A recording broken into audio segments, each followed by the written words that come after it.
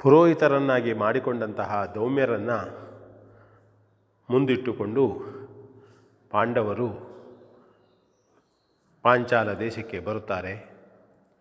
ಪಾಂಚಾಲ ದೇಶ ಅತ್ಯಂತ ಸುಂದರವಾಗಿ ಶೃಂಗರಿಸಲ್ಪಟ್ಟಿದೆ. ರಾಜನ ಮಗಳ ವಿವಾಹವೆಂದರೆ ಕೇಳಬೇಕೆ? ದೃಪದರಾಜನು ಬಂದವರೆಲ್ಲರನ್ನು ಸ್ವಾಗತಿಸುತ್ತಾ ಅತ್ಯಂತ ಸಂತೋಷದಿಂದ ಓಡಾಡಿಕೊಂಡಂತಹ ಸಮಯ. ದೌಮ್ಯರು ಪಾಂಡವರಲ್ಲಿ ಕೆಲವು ಮಾತುಗಳನ್ನು ಆಡಿ ಸಲಹೆ ಸೂಚನೆಗಳನ್ನು ಕೊಟ್ಟು ತಮ್ಮ ಪಾಡಿಗೆ ತಾವು ನಗರದೊಳಗೆ ಹೋಗಿಬಿಡ್ತಾರೆ. ಇತ್ತ ಕಡೆಯಲ್ಲಿ ಪಾಂಡವರು ಒಬ್ಬ ಕುಂಬಾರನ ಮನೆಯಲ್ಲಿ ಆಶ್ರಯವನ್ನು ಪಡೆದುಕೊಂಡಿರ್ತಾರೆ. ಹಾಗೆ ಮಾರನೇ ದಿನ ಸುಮುಹೂರ್ತದಲ್ಲಿ ದೃಷ್ಟದ್ಯುಮ್ನ ದ್ರೌಪದಿಯ ಸಹೋದರ ಸ್ವಯಂವರದ ಬಗ್ಗೆ ಸಕಲ ಜನರಲ್ಲಿ ಹೇಳ್ತಾನೆ. ಒಂದು ಸ್ವರ್ಣದಿಂದ ಅಲಂಕೃತವಾದಂತಹ ಕಂಬದ ತುದಿಯಲ್ಲಿ ಚಿನ್ನದ ಮತ್ಸ್ಯಕ್ಕೆ ಹಳೆಯ ಪ್ರಕಾಶಮಾನವಾದಂತಹ ನೀಲಿಯ ಕಣ್ಣು, ಅದಕ್ಕಿಂತ ಅರ್ಧ ಮಾರು ಕೆಳಭಾಗದಲ್ಲಿ ತಿರುಗುತ್ತಿರುವಂತಹ 5 ರಂಧ್ರಗಳುಳ್ಳಂತಹ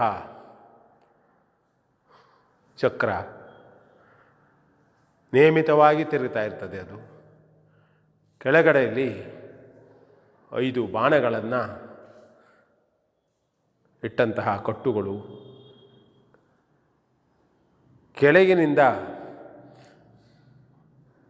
ಮತ್ಸ್ಯವನ್ನು ಆ ತಿರುಗುತ್ತಿರುವ ಚಕ್ರದ ರಂಧ್ರದೊಳಗೆ ಬಿಟ್ಟು 5 ಬಾಣಗಳು ಏಕಕಾಲದಲ್ಲಿ ಆ ಮತ್ಸ್ಯದ ಕಣ್ಣನ್ನು ಛೇದಿಸಬೇಕು ಹೇಳತಕ್ಕಂಥದ್ದು. ಯಾರು ಅದನ್ನು ಮಾಡ್ತಾರೋ ಅವರಿಗೆ ತಂಗಿಯಾದಂತಹ ದ್ರೌಪದಿಯನ್ನು ಸ್ವಯಂವರ ವಿವಾಹವನ್ನು ಮಾಡ್ತೇವೆ ಹೇಳತಕ್ಕಂಥದ್ದನ್ನು ಸಾರ್ತಾನೆ. ಹಲವಾರು ದೇಶಗಳಿಂದ ವೀರಾದಿ ವೀರರು ಬಂದಿದ್ದಾರೆ. ದೃಪದರಾಜನ ಮಗಳು ದ್ರೌಪದಿ ಅತ್ಯಂತ ಸುಂದರೆ, ಆಕರ್ಷಕವಾದಂತಹ ಸೌಂದರ್ಯ,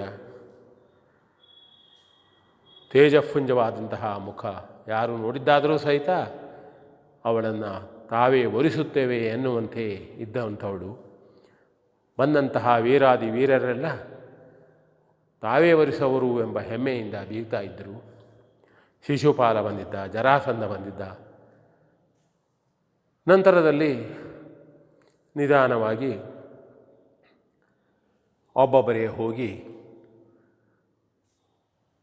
ಧನುಸ್ಸನ್ನು ತೆಗೆದುಕೊಂಡು 5 ಬಾಣಗಳನ್ನು ತೆಗೆದುಕೊಂಡು ಪ್ರಯತ್ನ ಪಡ್ತಾರೆ, ವಿಫಲರಾಗ್ತಾರೆ. ಅನೇಕರು ಬಂದರು.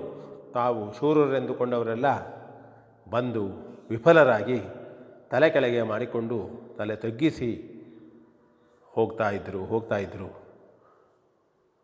ದೃಪದರಾಜನಿಗೆ ಅಯ್ಯೋ, ತಾನು ಇಂತಹ ಒಂದು ಸಂಯವರವನ್ನು ಇಟ್ಟು ಕೆಟ್ಟೆನೋ, ಬಂದವರೆಲ್ಲರೂ ವಿಫಲರಾಗುತ್ತಿದ್ದಾರೆ, ದ್ರೌಪದಿಯ ಗತಿಯೇನು? ನಿಜವಾಗಿಯೂ ಅವನ ಮನಸ್ಸಿನಲ್ಲಿ ತಾನು ಅರ್ಜುನನಿಗೆ ಕೊಡಬೇಕು ಎಂಬ ಭಾವನೆ ಇತ್ತು. ಅವನು ಬರಲಿ ಅನ್ನುವಂಥ ಭಾವನೆಯೂ ಕೂಡ ಇತ್ತು. ಆದರೆ ಇಲ್ಲಿ ಯಾರೂ ಇಲ್ಲದದ್ದನ್ನು ನೋಡಿದಾಗ ಅವನು ತುಂಬ ಹೆದರ್ತಾ ಇರ್ತಾನೆ. ಅಷ್ಟರಲ್ಲಿ ಈ 5 ಬ್ರಾಹ್ಮಣರು, ಅಂದರೆ ಕುಂತಿ ಮತ್ತು ಕುಂತಿಯ ಮಕ್ಕಳು, ಕುಂತಿ ಇರುವುದಿಲ್ಲ, ಅಲ್ಲಿದ್ದಂಥವರು ಇದ್ದಂತಹ ಧರ್ಮರಾಜ ಅರ್ಜುನನಿಗೆ ಸೂಚನೆಯನ್ನು ಕೊಡ್ತಾನೆ. ಅರ್ಜುನ ಅಲ್ಲಿ ನಮಸ್ಕರಿಸಿ ಎದ್ಕೊಳ್ತಾನೆ. ಆಗ ಸೇರಿದಂತಹ ಅನೇಕ ಜನರು ಗೊಳ್ಳೆಂದು ನಗುತ್ತಾರೆ. ಅಯ್ಯೋ ಈ ಬ್ರಾಹ್ಮಣ ಇದ್ಯಾಕೆ ಇವನಿಗೆ ಬೇಕಾಗಿತ್ತು? ಇಷ್ಟು ವೀರಾದಿ ವೀರರೇ ಬಂದು ಈ ಮತ್ಸ್ಯ ಭೇದವನ್ನು ಮಾಡುವುದರಲ್ಲಿ ವಿಫಲರಾಗಿ ಹೋದಾಗ ಇವನಿಗೆ ಯಾಕೆ ಬೇಕಾಗಿತ್ತು ಎಂಬುದಾಗಿ ಆಲೋಚಿಸ್ತಾ ಇದ್ದರು. ಇನ್ನು ಕೆಲವರು ಇವನನ್ನು ನೋಡಿದ್ದಾದರೆ ಮೈಕಟ್ಟು, ಸೌಂದರ್ಯ, ಕ್ಷತ್ರಿಯನ ಹಾಗೆ ಇದ್ದಾನೆ, ಯಾರ ವಿಧಿ ಲಿಖಿತ ಯಾರು ಬಲ್ಲರು ಎಂಬುದಾಗಿ ಮಾತಾಡ್ಕೊಳ್ತಾ ಇದ್ದರು. ಅರ್ಜುನ ಹೋಗ್ತಾನೆ, ಸುತ್ತಲೂ ಸೇರಿದಂಥ ಹಿರಿಯರಿಗೆಲ್ಲ ವಂದಿಸಿಕೊಳ್ತಾನೆ. ನಂತರ ಬಿಲ್ಲನ್ನು ಹೆದೆಯೇರಿಸಿ 5 ಬಾಣಗಳನ್ನು ತೆಗೆದುಕೊಂಡು ಶಿಸ್ತುಬದ್ಧವಾಗಿ ಮತ್ಸ್ಯದ ಕಣ್ಣಿಗೆ ಬಾಣವನ್ನು ಹೊಡೆಯುತ್ತಾನೆ. ಮತ್ಸ್ಯದ ನೀಲಿಯ ಕಣ್ಣು ಸರಿಯಾಗಿ 5 ಬಾಣಗಳಿಂದ ಬೀಳುತ್ತದೆ.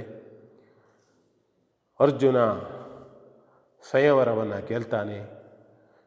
ಸಭೆಯಲ್ಲಿ ಬಂದವರೆಲ್ಲ ಚಪ್ಪಳೆಯನ್ನು ತಡ್ತಾರೆ.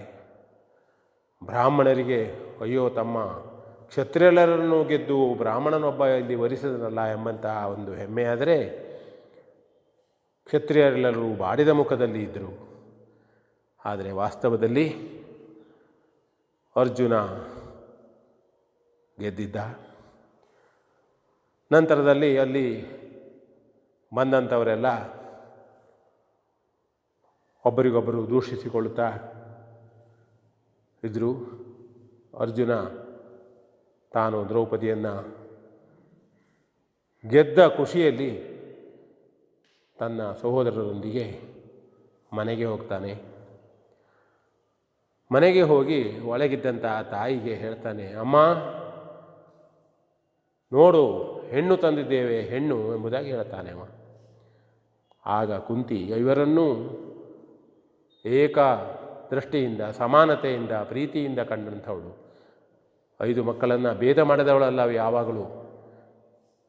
ಅವನ ಅಂಥವನು, ಇವನ ಅಂಥವನು, ಅವನು ಅಲ್ಲಿದ್ದವನು, ಇಲ್ಲಿದ್ದವನು, ಮಕ್ಕಳಲ್ಲಿ ಯಾವ ಭೇದವೂ ಇಲ್ಲ ತಾಯಿಗೆ. ಹಾಗೆ ನೋಡಿಕೊಂಡಂತಹ ಕುಂತಿ ಒಳಗಿನಿಂದೇ ಹೇಳ್ತಾಳೆ, 5ರೂ ಹಂಚಿಕೊಳ್ಳಿ ಮಕ್ಕಳೇ. ಅಮ್ಮ ಆಯಿತು ಅಂತಾನೆ ಬಂದು ನೋಡ್ತಾಳೆ. ನೋಡಿದರೆ ದ್ರೌಪದಿಯನ್ನು ವಿವಾಹವಾಗಿ ಬಂದಿದ್ದಾನೆ. ಅರ್ಜುನ ತಾಯಿಯ ಕಾಲಿಗೆ ಬೀಳ್ತಾನೆ. ನಂತರದಲ್ಲಿ ಹೇಳ್ತಾನೆ, ಅಮ್ಮ ದ್ರೌಪದಿ 5ರ ಹೆಂಡತಿಯಾಗಬೇಕು. ಯಾಕೆ ಮಗನೇ, ಯಾಕೆ ಹೀಗೆ? ಧರ್ಮರಾಜನು ಕೇಳಿದ, ಯಾಕೆ? ಗೆದ್ದವನು ನೀನು ಅರ್ಜುನ. ಇಲ್ಲ, ತಾಯಿಯ ಮಾತನ್ನು ಪೂರೈಸುವುದು ನಮ್ಮ ಕರ್ತವ್ಯ. ತಾಯಿ 5ರೂ ಹಂಚಿಕೊಳ್ಳಿ ಎಂಬುದಾಗಿ ಪ್ರಥಮದಲ್ಲಿಯೇ ನನಗೆ ಆಜ್ಞೆಯನ್ನು ಮಾಡಿದ್ದಾಳೆ, ಹೇಳಿದ್ದಾಳೆ. ಹಾಗಾಗಿ ಅದನ್ನು ಮುರಿಯಲಾಗದು, ಹಿಂದೆಗೆದುಕೊಳ್ಳಲಾಗದು. ಆಗ ದ್ರೌಪದಿಗೂ ಕೂಡ ಆತಂಕ ಆಗ್ತದೆ. ಆದರೆ ಎಲ್ಲರಂತೆ ಅವಳು 5ರಿಗೂ ಹೆಂಡತಿ ಆಗ್ತಾಳೆ. ಇದು ದ್ರೌಪದಿಯ ಸಂಯಮರದ ಕತೆ. ನಾವೆಲ್ಲ ತಿಳಿದುಕೊಳ್ಳಬೇಕು. ರಾಮಾಯಣ ಮಹಾಭಾರತವನ್ನು ಓದಬೇಕು. ನಮ್ಮ ಗ್ರಂಥಗಳ ಪರಿಚಯವಾಗಬೇಕು ನಮಗೆಲ್ಲ. ಅದರಲ್ಲಿದ್ದಂತಹ ನೀತಿಯನ್ನು ಅಳವಡಿಸಿಕೊಂಡು ನಮ್ಮ ಮಕ್ಕಳು, ನಮ್ಮ ದೇಶ ಸುಭಿಕ್ಷವಾಗಬೇಕು ಅಂತ ಹೇಳ್ತಾ